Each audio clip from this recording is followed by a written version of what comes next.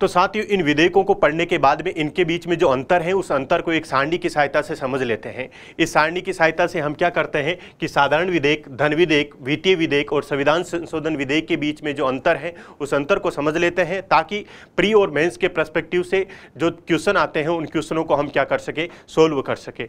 अब देखो, अगर हम बात करते हैं कि साधारण विधेयक, साधारण विधेयक में जो विषय वस्तु होता है या उसका जो सब्जेक्ट होता है वो सब्जेक्ट क्या होता है, इसके अंदर साधारण शासन एवं प्रशासन, साधारण शासन एवं प्रशासन से संबंधित विषय वस्तुओं को क्या किया जाता है, इंक्लूड किया जाता है। कौन से विधेयक में? साधारण विधेयक में। जबकि धन विधेयक के अंदर कौन से विषय वस्तुओं को इंक्लूड किया जाता है? तो धन विधेयक के जो विषय वस्तु की बात करते हैं तो इसमें आर्टिकल 110 के अंदर जो विषय वस्तु है उनको सम्मिलित किया जाता है धन विधेयक में। यानी कि इसमें कौन कौन सी विषय वस्तु होंगे? कर लगाना, कर में किसी भी प्रकार का परिवर्तन करना, भारत की संचित निधि में से अगर पैसे का विनियोग किया जा रहा है तो वो भी धन विधेयक का विषय वस्तु होगा। और भारत की संचित निधि एवं आकस्मिक निधि का अगर हमें क्या करना है, कस्टडी करना है, भारत की संचित निधि एवं लोक लेखा निधि में अगर पैसा की प्राप्ति हो रही है वो भी धन विधेयक में आएगा। यदि किसी भी पैसे को भारत की संचित निधि पर भारित करना है तो वो भी धन विधेयक में आएगा। और यदि हम कोई पैसा क्या कर रहे हैं, विदेशों से पैसा ले रहे हैं और उस पर जो गारंटी दे रहे हैं वो किसके अंदर आ जाएगा? मनी बिल की डेफिनेशन के अंदर आ जाएगा। उसके बाद में है फाइनेंशियल बिल, जो आर्टिकल 117 में दिया हुआ है। कहाँ पे दिया हुआ है? आर्टिकल 117 में। आर्टिकल 117 में भी इसकी दो श्रेणियां हैं, आर्टिकल 117(1) और आर्टिकल 117(3). आर्टिकल 117(1) में लिखा है कि धन विधेयक एवं उसके अतिरिक्त विषय, धन विधेयक एवं उसके अतिरिक्त विषय, तो अतिरिक्त विषय में क्या आ सकते हैं कि प्रशासन से संबंधित जुड़े हुए मुद्दे भी उसके अंदर इंक्लूड किए जा सकते हैं। और आर्टिकल 117(3) के अंदर क्या है? उसके अंदर है कि भारत की संचित निधि में से वे, विनियोग वर्ड नहीं है आर्टिकल 117(3) में, भारत की संचित निधि में से अगर किसी भी प्रकार का एक्सपेंडिचर किया जा रहा है तो वो कहाँ पे आएगा? आर्टिकल 117(3) में आएगा। उसके बाद में है संविधान संशोधन विधेयक की विषय वस्तु क्या होगी? अगर भारत का जो संविधान का जो दस्तावेज है और अगर उस दस्तावेज में किसी भी प्रकार का परिवर्तन करना है या उसमें किसी भी प्रकार का चेंजेस करना है तो उससे संबंधित जो विधेयक होगा वो कौन सा विधेयक होगा? वो संविधान संशोधन विधेयक होगा। तो ये तो हमने जान लिया कि साधारण विधेयक, धन विधेयक, वित्तीय विधेयक और संविधान संशोधन विधेयक के अंदर कौन सी विषय वस्तु को सम्मिलित किया जाएगा। उसके बाद में इन विधेयकों की जो प्रक्रिया है उस प्रक्रिया के आधार पर अंतर देख लेते हैं। प्रक्रिया में नंबर 1 पे है कि किसके द्वारा रखा जाएगा। किसके द्वारा रखा जाएगा, इसका तात्पर्य है क्या वो मंत्री के द्वारा रखा जाएगा या किसी भी सांसद के द्वारा रखा जाएगा। तो अगर साधारण विधेयक की बात करते हैं तो साधारण विधेयक किसी भी सांसद के द्वारा भी रखा जा सकता है। साधारण विधेयक किसी भी सांसद के द्वारा भी रखा जा सकता है। अब किसी भी सांसद के द्वारा रखा जा सकता है, इसका तात्पर्य वो किस प्रकार का विधेयक होगा? फिर गैर सरकारी विधेयक होगा। और ये मंत्री के द्वारा भी रखा जा सकता है। जब मंत्री के द्वारा रखा जाएगा तो ये किस प्रकार का विधेयक होगा? एक सरकारी विधेयक होगा। उसके बाद में जब धन विधेयक की बात करते हैं तो धन विधेयक केवल किसके द्वारा रखा जा सकता है? केवल मंत्री के द्वारा रखा जा सकता है। अब केवल जब मंत्री के द्वारा रखा जा सकता है, इसका तात्पर्य ये किस प्रकार का विधेयक होगा? ये एक सरकारी विधेयक होगा। उसके बाद में जो वित्तीय विधेयक होते हैं, दोनों ही वित्तीय विधेयक क्या होते हैं? राष्ट्रपति जी की सहमति के बाद में रखे जाते हैं। जब राष्ट्रपति जी की सहमति की बात की जा रही है, इसका तात्पर्य है कि मंत्रिपरिषद की सलाह एवं परामर्श के बाद में रखा जा रहा है। जब मंत्रिपरिषद की सलाह एवं परामर्श के बाद में ही रखा जा रहा है, इसका तात्पर्य हुआ कि केवल मंत्रियों के द्वारा ही रखा जा सकते हैं। जब केवल मंत्रियों के द्वारा रखे जा सकते हैं, इसका तात्पर्य ये भी किस प्रकार के विधेयक हो जाएंगे? ये भी सरकारी विधेयक हो जाएंगे। उसके बाद में है कि कॉन्स्टिट्यूशन अमेंडमेंट बिल, ये किसके द्वारा रखा जा सकता है? तो ये किसी भी सांसद के द्वारा भी रखा जा सकता है और किसी भी मंत्री के द्वारा रखा जा सकता है। इसका तात्पर्य है कि ये किस प्रकार के विधेयक हो जाएंगे? सरकारी विधेयक भी हो सकते हैं और गैर सरकारी विधेयक भी हो सकते हैं। तो ये हमने जाना कि किसके द्वारा रखा जाएगा, उसके आधार पर कौन सा विधेयक सरकारी होगा, कौन सा विधेयक गैर सरकारी होगा। उसके बाद में कि ये जो प्रक्रिया प्रारंभ होगी, विधेयक की जो प्रक्रिया प्रारंभ होगी वो कौन से सदन से पहले प्रारंभ होगी? तो कौन से सदन से प्रारंभ होगी?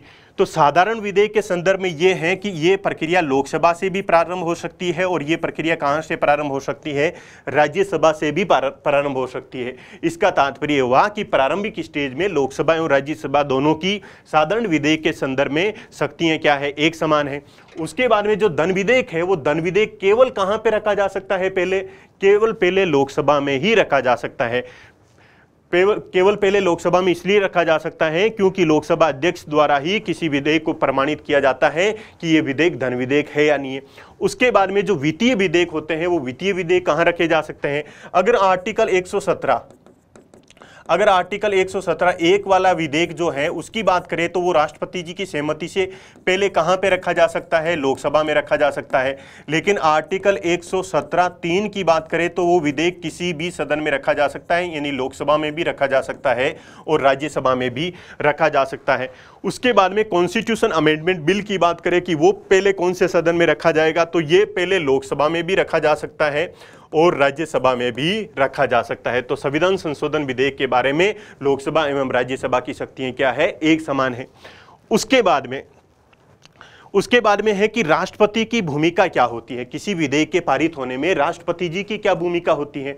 तो राष्ट्रपति जी की भूमिका दो स्टेज पे आती है। एक तो जब विधेयक प्रारंभ होता है और एक विधेयक की जो अंतिम स्टेज होती है। तो सबसे पहले तो हम देख लेते हैं कि राष्ट्रपति जी की प्रारंभिक अवस्था में क्या भूमिका होती है। क्या साधारण विधेयक को राष्ट्रपति जी की अनुमति के बाद में रखने की आवश्यकता होती है क्या? तो ऐसा नहीं है। यानी कि जो साधारण विधेयक होता है वो बिना राष्ट्रपति की अनुमति के भी संसद के दोनों सदनों में क्या किया जा सकता है? रखा जा सकता है। तो साधारण विधेयक के संदर्भ में पूर्व अनुमति लेने की आवश्यकता नहीं होती है। लेकिन धन विधेयक में क्या होता है? पूर्व अनुमति लेने की आवश्यकता होती है। किसी भी विधेयक को रखने से पहले, धन विधेयक को रखने से पहले राष्ट्रपति जी की क्या लेनी पड़ेगी? हमें अनुमति लेनी पड़ेगी। उसके बाद में अगर हम बात करते हैं वित्तीय विधेयक, तो वित्तीय विधेयक में ये लिखा है कि जो दोनों प्रकार के विधेयक हैं, उन दोनों प्रकार के विधेयकों में हमें क्या करना पड़ेगा? जो राष्ट्रपति जी हैं, उन राष्ट्रपति जी की सिफारिश लेनी पड़ेगी। उस सिफारिश के बाद में भी वित्तीय विधेयक क्या किए जा सकते हैं? हमारे संसदीय पटल में रखे जा सकते हैं। उसके बाद में है संविधान संशोधन विधेयक। तो संविधान संशोधन विधेयक क्या किए जा सकते हैं? राष्ट्रपति जी की अनुमति की आवश्यकता नहीं होती है। संविधान संशोधन विधेयक को संसद पटल में रखने से पहले राष्ट्रपति जी की अनुमति लेने की आवश्यकता नहीं होती है। इसका तात्पर्य हमने क्या जान लिया कि धन विधेयक को रखना है और वित्तीय विधेयक को रखना है तो उनके लिए राष्ट्रपति जी की अनुमति की आवश्यकता होगी, क्योंकि यहाँ पे मामला किससे जुड़ा हुआ है? मामला पेशों से जुड़ा हुआ है। जब मामला पेशों से जुड़ा है तो प्रक्रिया को प्रारंभ करने के लिए आपको क्या करना पड़ेगा? मंत्री परिषद की सलाह एवं परामर्श लेनी पड़ेगी और मंत्री परिषद की सलाह एवं परामर्श के बाद में ही वो विधेयक क्या रखा जाएगा? राष्ट्रपति जी द्वारा उस पर क्या दी जाएगी? अनुमति दी जाएगी। उसके बाद में राष्ट्रपति जी की अंतिम अवस्था में क्या भूमिका हो सकती है? तो अंतिम अवस्था में अगर राष्ट्रपति जी के पास में कोई साधारण विधेयक दोनों सदनों से पारित होके गया तो क्या कर सकते हैं? राष्ट्रपति जी उस पर अनुमति दे सकते हैं, यानी कि उस पर क्या कर सकते हैं? सहमति दे सकते हैं, सहमति को रोक भी सकते हैं, सहमति रोक भी सकते हैं और पुनर्विचार के लिए भी भेज सकते हैं। लेकिन पुनर्विचार के लिए केवल एक बार भेज सकते हैं। जब दूसरी बार वापस आएगा तो राष्ट्रपति जी को क्या करना पड़ेगा? उस पर सहमति देनी पड़ेगी। धन विधेयक में क्या हो सकते हैं? या तो सहमति दे सकते हैं या क्या कर सकते हैं? सहमति को रोक सकते हैं। रोक इसलिए सकते हैं क्योंकि हमारे संविधान में कहीं पे भी इस समय अवधि का उल्लेख नहीं किया गया है कि राष्ट्रपति जी को कितने दिन में सिग्नेचर करना है। उसके बाद में पुनर्विचार के लिए नहीं भेजा जा सकता है। ये क्या नहीं किया जा सकता है? पुनर्विचार के लिए नहीं भेजा जा सकता है। धन विधेयक कभी भी राष्ट्रपति जी पुनर्विचार के लिए नहीं भेज सकते हैं। ऐसा कहां पे लिखा है? ऐसा आर्टिकल 111 में लिखा है। उसके बाद में अगर हम बात करते हैं वित्तीय विधेयक, तो वित्तीय विधेयक पर क्या है? वित्तीय विधेयक पर राष्ट्रपति जी क्या कर सकते हैं? सहमति दे भी सकते हैं, सहमति को रोक भी सकते हैं और पुनर्विचार के लिए भी क्या कर सकते हैं? भेज सकते हैं।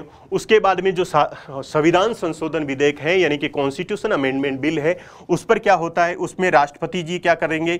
या तो सहमति देंगे या क्या कर सकते हैं? सहमति रोक सकते हैं, लेकिन पुनर्विचार के लिए भेज नहीं सकते हैं। ऐसा प्रोविजन 24वें संविधान संशोधन से किया गया कि संविधान संशोधन विधेयक को राष्ट्रपति जी पुनर्विचार के लिए नहीं भेज सकते हैं। उसके बाद में हमें देखना है कि इन विधेयकों में किस प्रकार के बहुमत की आवश्यकता होती है। अगर साधारण विधेयक है तो साधारण विधेयक में कौन से बहुमत की होगी आवश्यकता होगी? साधारण बहुमत की आवश्यकता होगी, यानी सिंपल मेजोरिटी की आवश्यकता होगी। और धन विधेयक है तो धन विधेयक में भी किस प्रकार के बहुमत की आवश्यकता होगी? साधारण बहुमत की आवश्यकता होगी। उसके बाद में अगर कौन सा विधेयक है? वित्तीय विधेयक है तो वित्तीय विधेयक में भी किस प्रकार के बहुमत की आवश्यकता होगी? साधारण बहुमत की आवश्यकता होगी। लेकिन जो संविधान संशोधन विधेयक यानी कि कॉन्स्टिट्यूशन अमेंडमेंट बिल है, उसमें किस प्रकार के विधेयक की आवश्यकता होगी? उसमें विशेष बहुमत की आवश्यकता होगी, यानी स्पेशल मेजोरिटी की आवश्यकता होगी। उसके बाद में अगर अंतिम अंतर की बात करें कि भाई कौन से विधेयक के अंदर संयुक्त बैठक का आयोजन किया जा सकता है और कौन से विधेयक के अंदर संयुक्त बैठक का आयोजन नहीं किया जा सकता, यानी जॉइंट सीटिंग। तो साधारण विधेयक पर क्या किया जा सकता है? संयुक्त बैठक का आयोजन किया जा सकता है, यानी कि अगर लोकसभा और राज्यसभा के बीच में किसी भी प्रकार का गतिरोध हो जाए साधारण विधेयक के संदर्भ में, तब क्या किया जा सकता है? संयुक्त बैठक का आयोजन किया जा सकता है। उसके बाद में है धन विधेयक में कभी भी संयुक्त बैठक का आयोजन नहीं किया जा सकता है, क्योंकि ऐसा संविधान में ही लिख दिया गया है।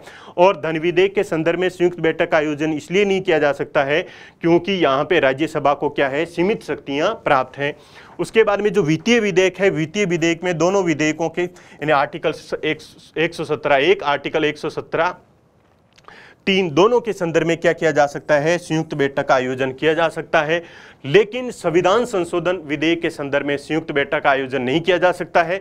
संयुक्त बैठक का आयोजन इसलिए नहीं किया जा सकता है क्योंकि हमारे कॉन्स्टिट्यूशन में ये प्रोविजन लिखा है कि दोनों सदनों में से अलग अलग विशेष बहुमत से पारित होना चाहिए। कौन से विधेयक को? संविधान संशोधन विधेयक को। इसलिए यहाँ पे क्या नहीं हो सकता है? संयुक्त बैठक का आयोजन नहीं हो सकता है। तो इस प्रकार से साथियों एक सारणी की सहायता से हमने साधारण विधेयक, धन विधेयक और वित्तीय विधेयक एवं संविधान संशोधन विधेयक के बारे में अंतर को जाना।